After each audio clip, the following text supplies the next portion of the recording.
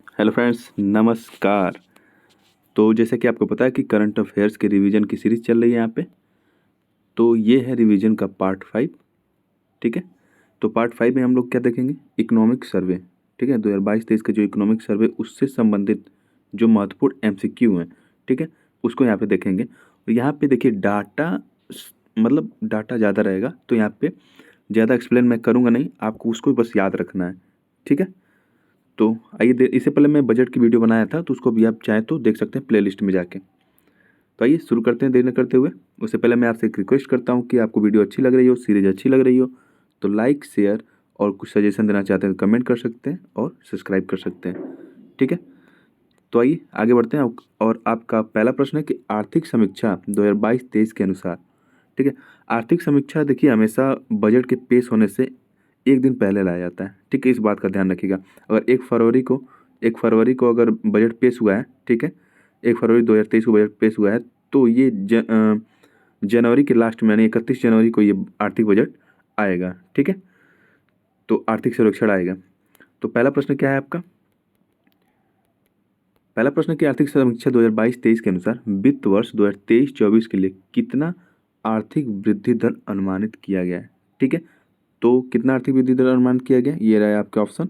और इसका सही जवाब है 6 से 6.8% आर्थिक वृद्धि दर रहेगी 2023-24 में।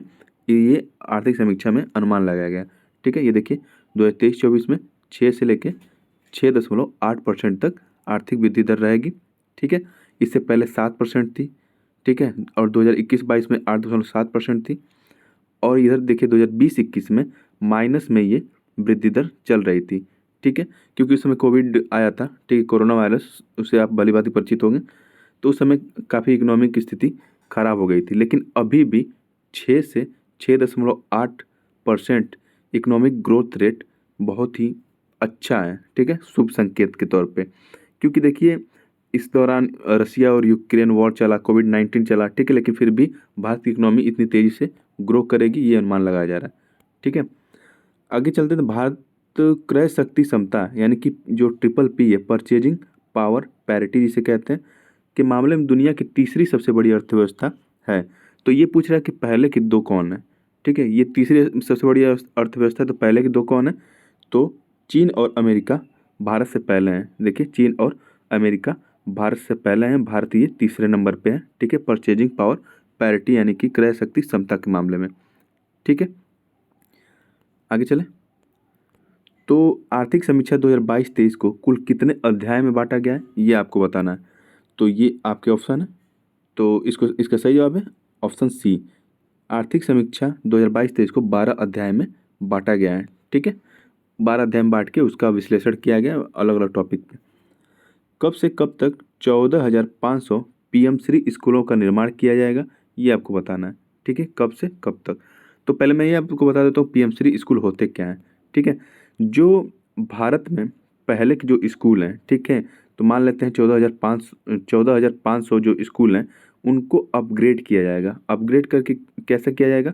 अपग्रेड करके उनको एक स्मार्ट शिक्षा देने के तहत स्मार्ट क्लास बनाई जाएंगी। ठीक है, स्मार्ट रूल रेगुलेशन जो होंगे, ठीक है, उसमें किताबें डिजिटल तरीके से पढ़ाई जाएंगी।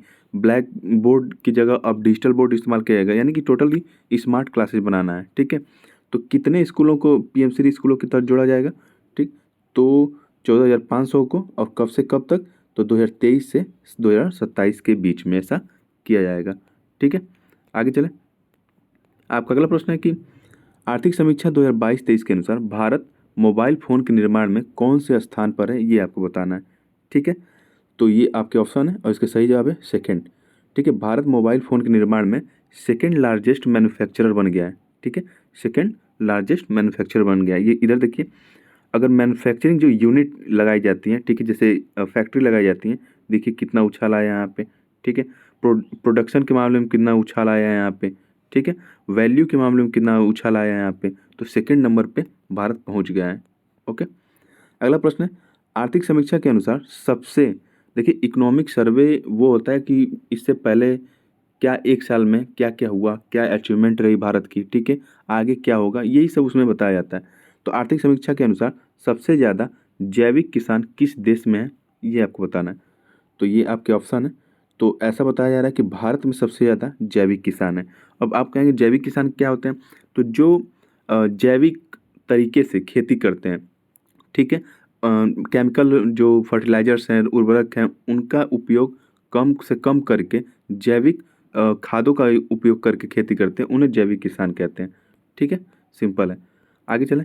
तो आर्थिक सर्वेक्षण के अनुसार भारत में वन और वृक्षों के आवरण का कार्बन स्टॉक सबसे अधिक किस राज्य में है, ये आपको बताना है। ठीक है, तो ये आपके ऑप्शन है और सही जवाब है अरुणाचल प्रदेश। ठीक है, तो अरुणाचल प्रदेश में कार्बन स्टॉकिंग ज़्यादा होती है। स्टॉकिंग मतलब क्या होता है? मतलब रखना, अपने आप अपने पास रखने की क्षमता कितनी है। तो वहाँ पे पेड़ पौधे जितने हैं, ठीक है, उनके पास कार्बन स्टॉक यानी कि ग्रहण करने की क्षमता कितनी है, तो वही है कार्बन स्टॉकिंग। क्योंकि जो पेड़ पौधे होते हैं वो कार्बन डाइऑक्साइड को सीधे लेते हैं, ठीक है, उसको भोजन के रूप में लेते हैं और ऑक्सीजन को छोड़ते हैं। तो कार्बन स्टॉक यही है कि वृक्षों द्वारा कितना कार्बन को एब्जॉर्ब किया जा रहा है। आर्थिक समीक्षा के अनुसार दिसंबर 2022 के अंत तक भारत के पास कितना बिलियन अमेरिकी डॉलर विदेशी मुद्रा भंडार है, जिसे फॉरेक्स भी कहते हैं। ठीक है, आप जानते होंगे जिसे फॉरेक्स भी कहते हैं, विदेशी मुद्रा भंडार। तो कितना है? तो ये आपको बताना है। तो इसका सही जवाब है 562.7 बिलियन अमेरिकी डॉलर। इतना मुद्रा भंडार था दिसंबर 2022 तक भारत के पास। हालांकि ये अब बढ़ गया होगा, लगभग ये 572 के आसपास हो गया है। ठीक है, लेकिन अगर दिसंबर 2022 के अंत तक पूछेगा तो 562.7 बिलियन अमेरिकी डॉलर है। ठीक है, अब मैं आपको बता दूं यहाँ पे कि ये जो विदेशी मुद्रा भंडार होता है, ये एक तरह से इंटरनेशनल मनी कह सकते हैं इसको। ठीक है, इंटरनेशनल अगर कोई भी संकट आता है भारत में, जैसे कि मान लीजिए भारत चाहता है कि कहीं और से किसी वस्तु को खरीदना है, ठीक है, तो तेज़ी से अगर खरीदारी करना है, ठीक है, और वित्तीय संकट से तेज़ी से उबरना है, तो ये विदेशी मुद्रा भंडार उस समय काम आते हैं, क्योंकि उनसे डायरेक्ट आप खरीद कर सकते हैं। ओके, आगे चलें। तो आर्थिक समीक्षा के अनुसार भारत दुनिया का कौन से नंबर का विदेशी मुद्रा भंडार धारक है? ठीक है, अभी तो उतना मैंने बताया 562 के आसपास है इसका विदेशी मुद्रा भंडार। ठीक है, तो इस तरह से कौन से नंबर पे आता है विदेशी मुद्रा भंडार रखने के मामले में? तो भारत छठे नंबर पे आता है। ठीक है, छठे नंबर पे आता है, इस बात का भी थोड़ा ध्यान रखेंगे। अगर बात करें जो विदेशी मुद्रा भंडार होता है उसमें क्या क्या शामिल किया जाता है, तो जो विदेशी परिसंपत्तियाँ होती हैं, यानी कि एसेट्स जो होते हैं, जैसे कि बॉन्ड हो गया, ठीक है, कोई देश अपना बॉन्ड दे रहा है, कोई शेयर दे रहा है, तो इस तरह की परिसंपत्ति। फिर गोल्ड हो गया, ठीक है, फिर एसडीआर हो गया, यानी कि स्पेशल ड्राइंग राइट्स इसे बोलते हैं, विशेष आहरण अधिकार। फिर अंतर्राष्ट्रीय जो मुद्रा कोष है उसका जो रिजर्व ट्रेंच होता है वो भी इसमें शामिल होता है। तो ये ऐसे मनी होते हैं जिनका तत्काल रूप से भारत इस्तेमाल कर सकता है किसी भी संकट के दौरान। ठीक है, क्योंकि अभी इंडियन रुपी में कोई भी चीज़ खरीदना पड़े भारत को, तो बहुत सारे देश होते हैं कि भारतीय मुद्रा को एक्सेप्ट नहीं करते हैं, लेकिन ये जो मुद्रा है, इंटरनेशनल मुद्रा है, इसको सब लोग एक्सेप्ट करेंगे। ठीक है, तो आगे चलें। आर्थिक समीक्षा के अनुसार सितंबर 2022 के अंत तक भारत पर विदेशी ऋण का कितना बोझ है, ये आपको बताना है। सिंपल, कितना बोझ है ये आपको बताना है। तो 610.5 बिलियन अमेरिकी डॉलर का बोझ है भारत पे, यानी इतना ऋण लिया है अभी भारत। ऋण कोई कब लेता है? जब उसके पास पैसा खत्म हो जाता है। जैसे मान लीजिए मैंने 100 रुपये का बजट बनाया और 110 रुपया मुझसे खर्चा हो गया, तो 10 रुपया ये ऋण हो गया। ठीक है, तो ऐसे ही कई सालों से इकट्ठा होते होते, ठीक है, तो ये भारत सरकार बल्क में ऋण लेती है। ठीक है, तो कई सालों से इकट्ठा होते होते 610.5 मिलियन अमेरिकी डॉलर इस समय ऋण भारत सरकार के ऊपर है। वित्त वर्ष 2021-22 के दौरान देश में कितना विद्युत का उत्पादन हुआ है, ये आपको बताना है। ठीक है, तो 17.2 लाख गीगावाट प्रति घंटा। ठीक है, गीगावाट घंटा GWH को बोलते हैं। तो 17.2 लाख गीगावाट घंटा का उत्पादन हुआ है। ठीक है, ये आपको यहाँ पे देखना है। अगर मैं बात करूँ कि जितना मान लीजिए 17.2 लाख, ठीक है, गीगावाट घंटे का उत्पादन हुआ है बिजली का। ठीक है, बिजली का इतना उत्पादन हुआ है 17.2 लाख। तो उसमें से पूछ रहा है कि द्वितीय सबसे बड़ा हिस्सा अक्षय ऊर्जा का है। सॉरी, पूछ नहीं, बता रहा है कि द्वितीय सबसे बड़ा जो हिस्सा है वो अक्षय ऊर्जा का है, यानी कि रिन्यूएबल एनर्जी जो होती है उसका है। तो ये बताना है कि ये परसेंटेज में कितना होगा।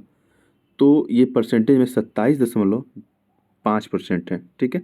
27.5% अक्षय ऊर्जा इसमें शामिल है, ठीक है। अक्षय ऊर्जा के माध्यम से बिजली का उत्पादन हुआ है, ठीक है। तो उसमें 27.5% है।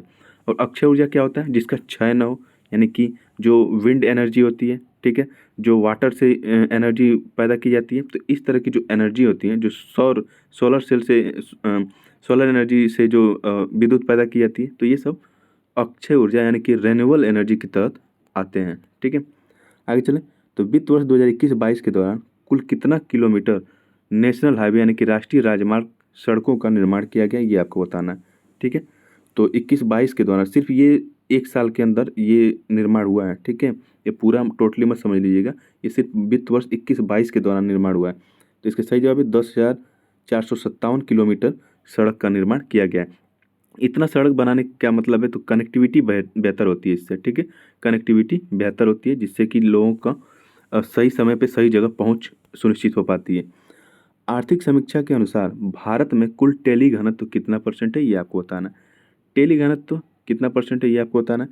तो इसका सही जवाब है 84.8% टेली घनत्व है, ठीक है, भारत में। अभी फिलहाल 84.8% आर्थिक समीक्षा में बताया गया, लेकिन अब 92.98% के लगभग पहुंच गया है, ठीक है। तो आगे चलें। अगला न्यूज है कि आर्थिक समीक्षा 2022-23 के अनुसार भारतीय रेल मार्ग का कुल कितना विस्तार हो चुका है, ये आपको बताना है, ठीक है। कुल कितना विस्तार हो चुका है, ये आपको बताना है। तो ये है आपके ऑप्शन, और इसका सही जवाब है 68,031 किलोमीटर अभी तक टोटल रेल मार्ग बन चुका है भारत का, 68,031 किलोमीटर, ठीक है। आगे चलें तो भारतीय रेलवे विश्व का कौन से नंबर का सबसे बड़ा रेल नेटवर्क बन गया है, ठीक है। तो चौथे नंबर का, ठीक है। भारतीय रेलवे विश्व का चौथे नंबर का सबसे बड़ा रेल नेटवर्क बन गया है। उससे पहले आपको अमेरिका देखने को मिलेगा, दूसरे नंबर पर रूस मिलेगा, तीसरे पर चीन मिलेगा, और चौथे नंबर पे भारत मिलेगा, ठीक है। अगर वैक्सीन के निर्माण के मामले में बात करें, निर्माण के मामले में, ठीक है, मैन्युफैक्चर करने के मामले में भारत विश्व में सबसे आगे है, ओके। अगर जो कच्चा स्टील है, रॉ स्टील जिसे बोलते हैं, कच्चा स्टील है, उसके उत्पादन में भारत विश्व में दूसरे स्थान पर है, पहले स्थान पर चीन है। अगर ऑटोमोबाइल क्षेत्र की बात करें तो भारत तीसरे स्थान पर आता है ऑटोमोबाइल क्षेत्र में, ठीक है। आगे चलें तो विश्व बैंक के अनुसार वर्ष 2022 में विश्व में शीर्ष धन प्रेषण यानी कि जो मनी रेमिटेंसेज हैं, ठीक है, उसको प्राप्त करने वाला देश कौन सा है, ठीक है। तो सबसे ज़्यादा रेमिटेंस भारत में आता है। सबसे ज़्यादा धन जो पैसा है लोग कमा के कहाँ भेजते हैं? भारत में भेजते हैं। अगर कोई भी मान लीजिए सऊदी अरब कोई कमाने चला गया वहाँ से, ठीक है, ये एब्रोड बोलते हैं, सऊदी अरब किसी देश में कमाने चला गया, वहाँ से पैसा भेज रहा है, ठीक है, भारत में अपने फैमिली को, तो ये एक तरह से भारत के लिए रेमिटेंस होता है। तो इस मामले में भारत सबसे आगे है, यहाँ पे लोग ज़्यादा पैसा भेजते हैं, ठीक है। ये देखिए सबसे आगे भारत है, 87 अरब डॉलर भेजा गया है। वित्तीय वर्ष 2022-23 में सबसे ज़्यादा फॉरेन डायरेक्ट इन्वेस्टमेंट यानी सीधे विदेश से यहाँ पे इन्वेस्टमेंट किस क्षेत्र में आया है, ये आपको बताना है, ठीक है। तो सबसे ज़्यादा इन्वेस्टमेंट आया है कंप्यूटर सॉफ्टवेयर और हार्डवेयर में, ठीक है। कंप्यूटर सॉफ्टवेयर और हार्डवेयर में सबसे ज़्यादा एफडीआई आपको देखने को मिला है, ठीक है। आगे चलते हैं। आर्थिक समीक्षा के अनुसार अप्रैल से सितंबर 2022 तक भारत में जो एफडीआई आया है, ठीक है, अभी जो एफडीआई की हम लोग बात कर रहे थे कंप्यूटर और हार्डवेयर में सॉफ्टवेयर में आया है, तो सबसे ज़्यादा एफडीआई लाने वाले भारत में कौन से देश हैं, ठीक है। तो पहले नंबर पे सिंगापुर दिखेगा आपको, फिर मॉरिशस दिखेगा, फिर यूएई दिखेगा, ठीक है। तो ये देश हैं जो एफडीआई सबसे ज़्यादा भारत में लाते हैं, ठीक है, सिंगापुर, मॉरिशस और यूएई। आगे चलें तो अगला प्रश्न है कि लाइफ क्या है। अगर आपसे पूछ लिया जाए लाइफ मिशन क्या है, तो इसका फुल फॉर्म होता है लाइफ स्टाइल फॉर इन्वायरमेंट, ठीक है। लाइफ स्टाइल फॉर इन्वायरमेंट इसका फुल फॉर्म होता है। सबसे पहले इसको मतलब शुरुआत करने की बात की गई थी, अभी शुरू नहीं किया गया था। तो जो COP26 हुआ था ग्लासगो में, ठीक है, 2021 में जो COP26 हुआ था ग्लासगो में यूनाइटेड किंगडम में, तो वहाँ पे प्राइम मिनिस्टर नरेंद्र मोदी जी ने इसकी उद्घोषणा की थी कि इस तरह से कोई भी मिशन लाना चाहिए, ठीक है। तो फिर इन्होंने क्या किया कि अभी हाल ही में, ठीक है, इस मिशन को लॉन्च किया गुजरात में इन्होंने, ठीक है। तो इस मिशन को लॉन्च किया और इसका उद्देश्य बताया कि 2022 से 2027 के बीच, ठीक है, पर्यावरण को संरक्षित करने वाली कार्यवाही करने के लिए हम लोगों को जोड़ेंगे, ठीक है। लगभग 1 बिलियन भारतीयों को जोड़ने का इससे लक्ष्य है।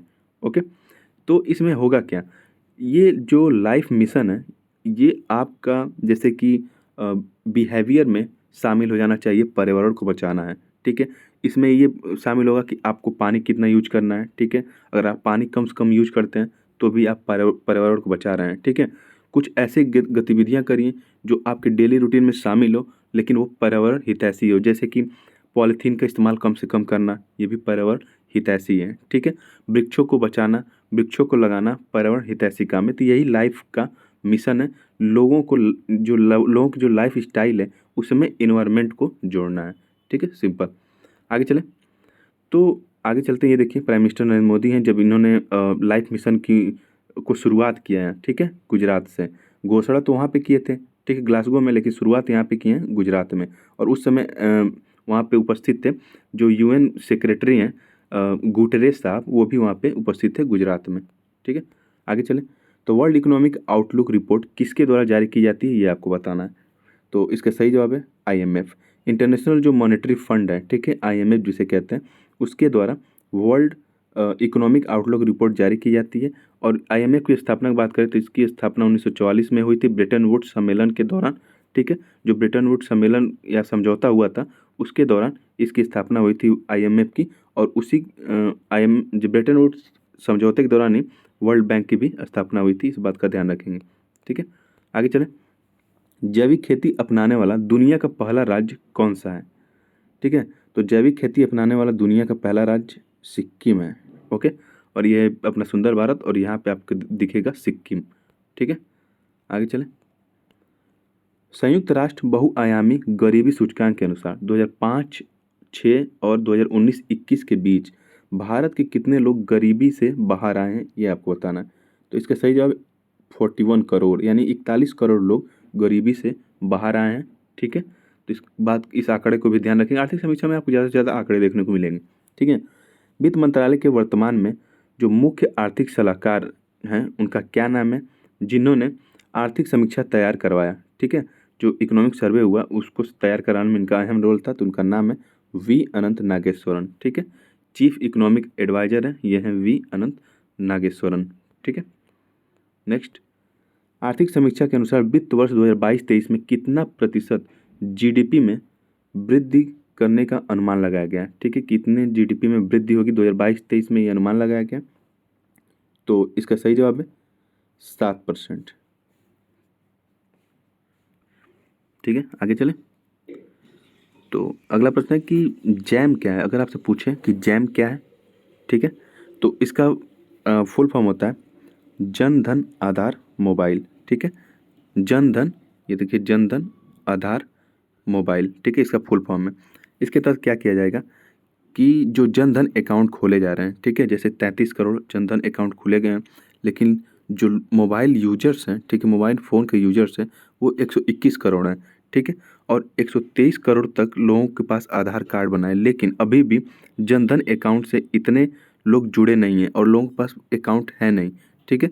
तो जैम के तहत वही किया जाएगा, लोगों का अकाउंट जो है उसे आधार कार्ड से लिंक किया जाएगा, ठीक है, ताकि जो भी गवर्नमेंट पैसा देती है लोगों को तो डायरेक्ट उनके खाते में जाए, जिससे कि लीकेज कम हो, यानी कि उसका मतलब दुरुपयोग कम हो पाए, यानी कि बिचौलियों के पास कम पहुंच पाए, ठीक है। तो यही है जैम। आगे चलें, तो नवंबर 2022 तक भारत में कुल टेलीफोन उपभोक्ताओं की संख्या कितनी थी ये आपको बताना है, ठीक है। तो 117 करोड़ लोगों पर टेलीफोन उपभोक्ता की संख्या जो थी 117 करोड़ थी।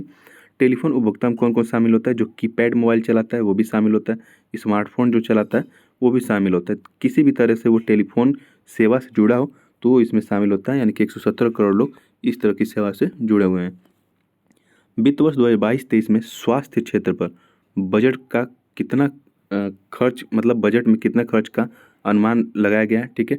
जीडीपी का वो कितना खर्च होगा, तो 2.1% खर्च होगा स्वास्थ्य क्षेत्र पे, ठीक है। आगे चलें, सॉरी, ये वित्त वर्ष 2023-22-23 में स्वास्थ्य क्षेत्र पर खर्च हुआ था जीडीपी का 2.1%। ओके, आगे वित्त वर्ष 2022-23 में औद्योगिक क्षेत्र का सकल मूल्यवर्धन यानी कि जीवीए जिसे कहते हैं, ठीक है, ग्रॉस वैल्यू एडिशन ऐड करके जिसको बोलते हैं, तो कितना प्रतिशत बढ़ा है ये आपको बताना है। किस क्षेत्र में? औद्योगिक क्षेत्र में। तो ये 3.7% बढ़ा है। जीवीए और जीडीपी में अंतर क्या होता है? जीडीपी जो होता है वो पूरा किसी देश के लेवल पे, यानी कि मान लो भारत का जीडीपी अगर निकालना है तो पूरे देश के लेवल पे निकाला जाता है, और जीबीए जो है वो किसी एक सेक्टर, जैसे औद्योगिक क्षेत्र है उसका किसी एक सेक्टर के क्षेत्र बेस पे निकाला जाता है, ठीक है। तो ये माइनर इसका डिफरेंस है जीबीए और जीडीपी में। आर्थिक समीक्षा के अनुसार 2015 से 2021 के दौरान ग्रामीण इंटरनेट उपभोक्ताओं की संख्या में कितने % की वृद्धि हुई है ये आपको बताना है। तो इसका सही जवाब है 200% की वृद्धि हुई है, ठीक है, ग्रामीण इंटरनेट उपभोक्ताओं की संख्या में, ठीक है, 200% की वृद्धि हुई है, ठीक है। आगे आर्थिक समीक्षा के अनुसार वित्त वर्ष 2022-23 में औसत जीएसटी संग्रह कितना रहा है ये आपको बताना है, यानी कि गुड्स एंड सर्विस टैक्स जिसे बोलते हैं जीएसटी को, तो कितना रहा है? तो ये 1.49 करोड़ रुपए रहा है, ठीक है। ये सब आंकड़ा है, आपको आंकड़ा याद करना पड़ेगा। आर्थिक समीक्षा के अनुसार जुलाई 2021, ठीक है, आर्थिक समीक्षा के अनुसार जुलाई 2021 में कौन सा नया मंत्रालय सहकार से समृद्ध विजन को साकार करने के लिए लाया गया है? तो इसका सही जवाब है सहकारिता मंत्रालय को लाया गया है, ठीक है। आगे चले। आर्थिक समीक्षा 2022-23 राष्ट्रीय हरित हाइड्रोजन मिशन से भारत किस वर्ष तक ऊर्जा के मामले में आत्मनिर्भर हो जाएगा, ठीक है। तो ये आपके ऑप्शन है, और इसका सही जवाब है 2047 तक भारत राष्ट्रीय हरित हाइड्रोजन मिशन से के तहत, ठीक है, आत्मनिर्भर हो जाएगा 2047 तक ऊर्जा के मामले में, ठीक है। तो ग्रीन हाइड्रोजन मिशन क्या है? ये 2021 में, जो 15 अगस्त 2021 में इसको लॉन्च किया गया था, ठीक है। इसमें ये है कि 2030 तक प्रतिवर्ष 50 लाख टन ग्रीन हाइड्रोजन का उत्पादन करना है। आगे चलें। तो मेक इन इंडिया 2.0 में कुल 27 क्षेत्र हैं, ठीक है, उन पे ध्यान दिया जा रहा है। उसके साथ साथ 24 और जो उपक्षेत्र हैं उनको भी बढ़ावा दिया जाएगा, ठीक है। आगे चलें। आर्थिक समीक्षा के अनुसार जो फार्मा इंडस्ट्री है, ठीक है, फार्मा इंडस्ट्री में फॉरेन डायरेक्ट इन्वेस्टमेंट का प्रवाह 2019 की तुलना में 2022 में 4 गुना देखा गया है।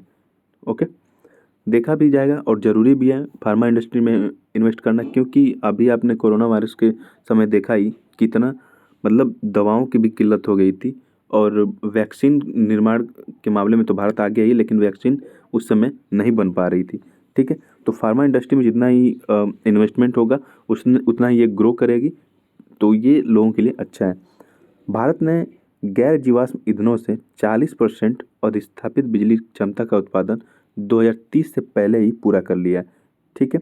गैर जीवाश्म मतलब जो रेगुलरली जो यूज होता है, जैसे डीजल हुआ, पेट्रोल हुआ, इनके अलावा, ठीक है, 40% ईंधन भारत ने पैदा किया है, ठीक है। तो अब इसे बढ़ाकर, मतलब 2030 तक ये लक्ष्य था कि 40% वो करना है, स्थापित करना है, लेकिन भारत उससे पहले ही स्थापित कर लिया। तो अब भारत के पास 2030 तक 50% का लक्ष्य इसके सामने रख दिया गया है, ठीक है। आगे चलें। 2023 से 27 तक 14,500 पीएमसी स्कूलों का निर्माण किया जाएगा, ये तो मैं आपको बता चुका हूँ। ओके, वित्त वर्ष 2021-22 में कृषि और संबद्ध क्षेत्र में कुल कितना प्रतिशत की वृद्धि देखी गई है, ठीक है। तो 3%। कृषि और उससे जो रिलेटेड सेक्टर हैं, जैसे मत्स्य पालन हो गया, कृषि से रिलेटेड सेक्टर, बागवानी हो गया, तो इसमें कुल कितना % की वृद्धि देखी गई है? तो 3% की वृद्धि देखी गई है। प्रथम अग्रिम अनुमान के अनुसार कितना मिलियन टन कुल खाद्यान्न का उत्पादन किया गया है, ठीक है। तो 315.7 मिलियन टन, ठीक है, 315.7 मिलियन टन खाद्यान्न का उत्पादन किया गया है। ओके, तो ये रहा आर्थिक समस्या से संबंधित कुछ महत्वपूर्ण MCQ, ठीक है, क्वेश्चन। तो वीडियो आपको कैसे लगी कमेंट बॉक्स में लिख के ज़रूर बताएं, और मैं आगे भी करंट अफेयर्स का ये सीरीज, प्रैक्टिस सीरीज जारी रखूँगा, और ये आने वाले एग्जाम UPPCS, ठीक है, UPPCS वीडियो, ठीक है, आदि जो एग्जाम आने वाले हैं उनके लिए ये महत्वपूर्ण साबित होगा। तो जय हिंद, नमस्कार।